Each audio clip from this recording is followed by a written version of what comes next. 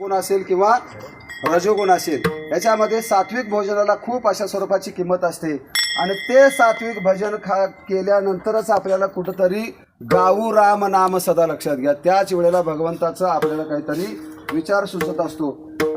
एका कुत्र्याला 6 दिवस अन्न मिळालं नाही. एका कुत्र्याला राम 6 दिवस अन्न मिळालं नाही आणि 6 दिवसानंतर त्याला एका रस्त्याच्या कडेला एक लांबडं पांढरं वाळलेलं त्याला दिसलं. त्याला काय म्हणतात?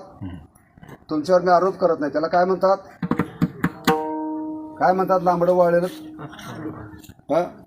तुम्ही बोला. तुमचा काय विषय नाही, तुम्ही सांगा. त्याला लांबडं काय वाळलेलं काय म्हणतात? कुत्र्याचं खाणं काय असतं तुम्हाला माहित नाही का? तुम्ही बोलत जाऊ, धांडक्यावर बोलत जाऊ. तुमच्यावर मी आरोप करत नाही. कुत्र्याचं मी बोलतोय, माणसाचं बोलत नाही. एका कुत्र्याला 6 दिवसानंतर वाळलेलं लांबडं हाडूक भेटलं आणि ते महाराज त्यानं विचार केला, आता जरा बरं झालं म्हटलं.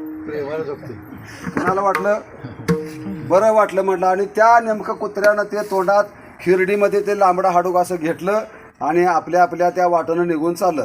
जात असताना त्या कुत्र्याच्या मनामध्ये असा विचार आला, आता बरं झालं म्हटलं. 6 दिवसाचा उपवासी होतो, 6 दिवसानं का असं ना माझ्या त्या कर्मानुसार मला ते जेवण मिळालं आणि कुत्रं आनंदानं त्या हिरडीमध्ये ते हाडूक फोडू लागलं. कोण? कुत्रा. बोलत जावा. कुत्र्यानं ते हाडूक फोडायला चालू केलं. कुत्रा ते हाडूक फोडत असताना त्या कुत्र्याला जरा काय मजा येईना, कारण ते वाळलेलं होतं.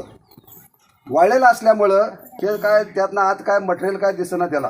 पुन्हा त्यानं विचार केला आणि जरा दाबाव म्हटले, मग जरा आतनं काहीतरी येईल. हे कोणाला वाटलं?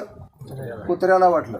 बोलत जावं तुम्ही, भिऊ नका तुम्ही. मग त्या कुत्र्यानं ते लांबडा हाडूक जसं फोडलं, त्याच्या हिरडीमध्ये ते हाडूक घुसलं. कशात घुसलं? हिरडीमध्ये. हिरडीमध्ये घुसल्यानंतर त्या हाडकावरून असा लाल असा तवंग असा तरंगत असाल. आ हा हा हा, आत्ता जरा मजा आली म्हणजे. कोणाला? कुत्र्याला.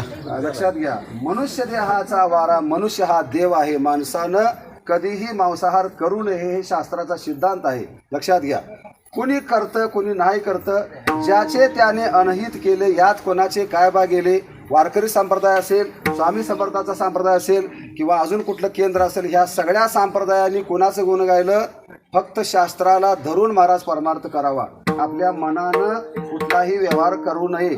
मनानं केलेलं महाराज आपण अधोगतीला आपण जात असतो. आपल्या एक जण मला भेटला, माझ्या मनाची माळ आहे म्हणे. अरे मनाची माळ असती तर बामणा मला बोलवायची काय गरज होती? मग इथं आपला सोनाबाईची पूजा करायला स्वामीची काय गरज होती? आपलं आपण करायची ना. मनाच्या मागं जर लागलं तर मन हे माकडासारखं आहे. लक्षात घ्या, ते कुठंही आपल्याला नेऊ शकतं. परमार्थ करण्यासाठी महाराज एक बंधन असतं. घर बांधलं की त्या घराला कुंपण असावं लागतं, नाही तर बाहेरची येऊन आपल्याला त्रास देतात. ध्यानात ठेवा. तसं या देहाला महाराज कुठल्याही वातावरणामध्ये प्रवेश करू न देता त्याला कुठंतरी निर्बंध असावा लागतो. म्हणून वारकरी संप्रदायामध्ये पहिल्यांदा जेने विठ्ठल मात्रा घ्यावी त्याने पथ्य सांभाळावी, पथ्य नाम विठोबाचे. म्हणून वारकरी संप्रदायामध्ये गळ्यामध्ये पवित्र अशा स्वरूपाची तुळशीची माळ आहे. महाराज जिवंत असताना तुळशीची माळ घालून जर भजन केलं तर त्याचं कल्याण आहे. मेल्या